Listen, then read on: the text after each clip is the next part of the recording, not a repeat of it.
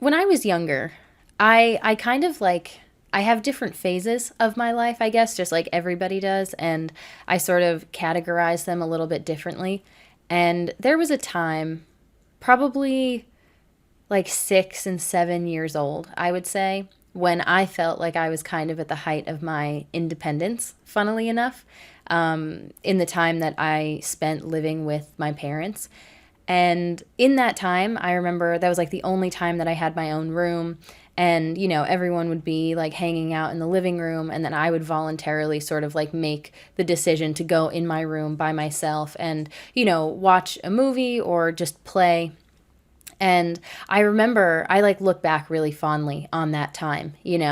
And once we moved, I started sharing a room, so I didn't really like have a private space to just go to.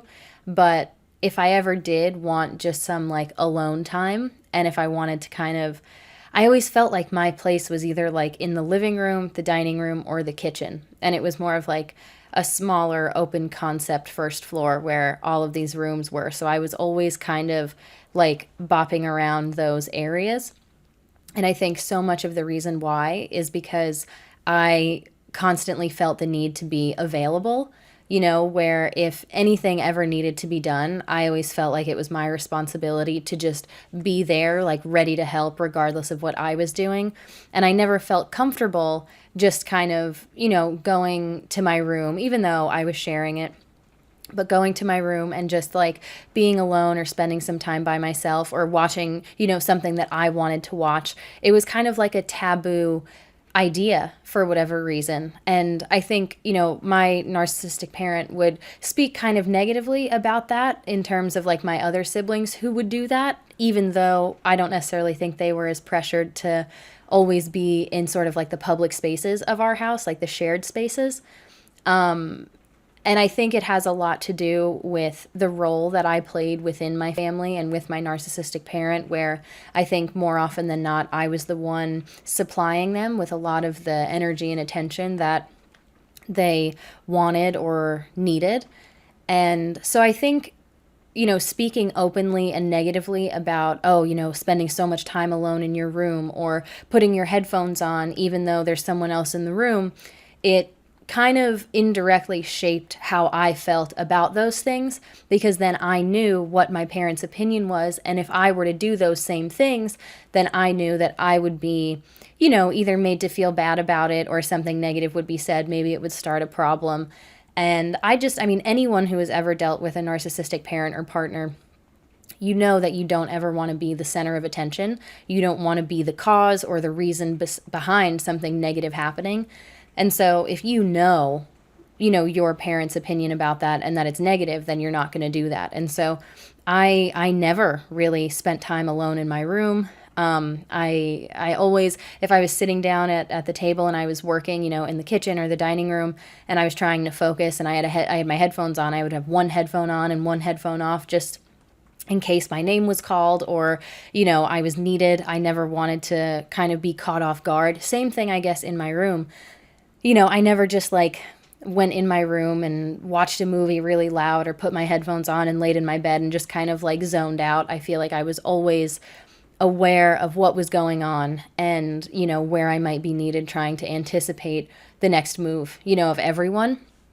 And I feel like it's a really exhausting position to be in. And it also doesn't really provide you with a lot of opportunities to just kind of get comfortable being alone or being by yourself.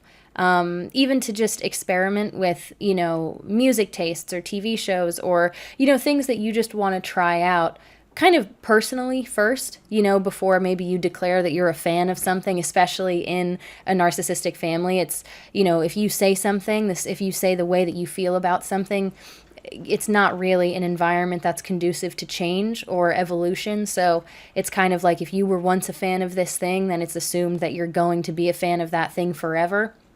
And I think sometimes just having the calm and the peace and the privacy of, your own room as a kid can be really beneficial. And I think a lot of kids who were raised by a narcissistic parent didn't have that.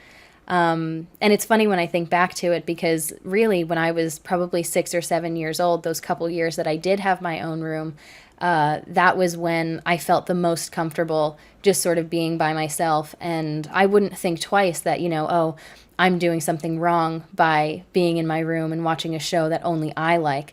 But for a significant chunk of my life after that, all throughout my teens, I was always available. If I was watching something, I was watching it in the living room, with other people.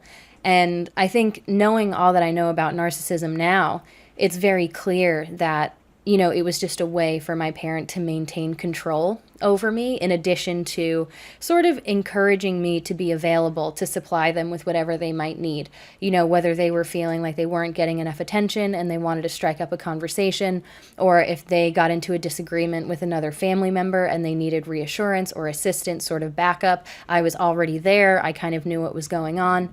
And I think in addition to that, like I said, having that sort of alone time to just be with yourself, by yourself, I think it allows you to develop a bit more independence. And I think independence is one of the things that narcissistic parents are really fearful of. They don't want their children to become independent because that means that they can remove themselves from that environment and they'll no longer be available to them.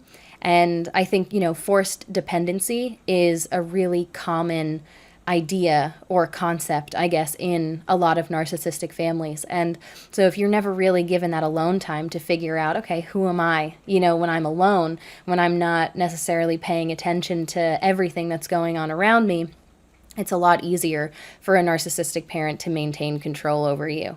And I think one of the things that's so convoluted about this kind of manipulation is how subtle it is. Where, like I said, they might say something negative about a sibling doing something similar to kind of form your opinion about it, so that on the rare occasion, maybe you do make the decision to go and, spend some time in your room. The entire time that you're in there, you're going to be so hyper aware of how your parent is feeling, or if someone is, yelling and calling out your name and you're just not hearing them.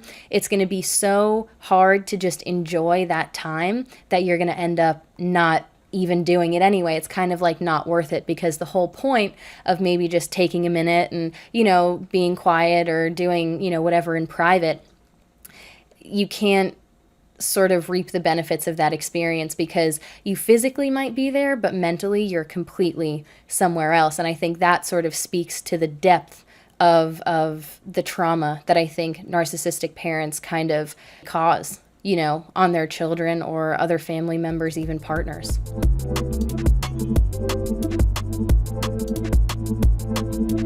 Thanks so much for watching. If you enjoyed this video and want to see more, be sure to give it a like and subscribe to my channel. I am not a professional. I don't claim to be one, but a therapist once told me that I am an expert in my own experience. And I want to speak about these topics candidly so that anyone who has experienced or is currently experiencing something like it knows a little bit more about what to expect, how to respond, and that you're not alone.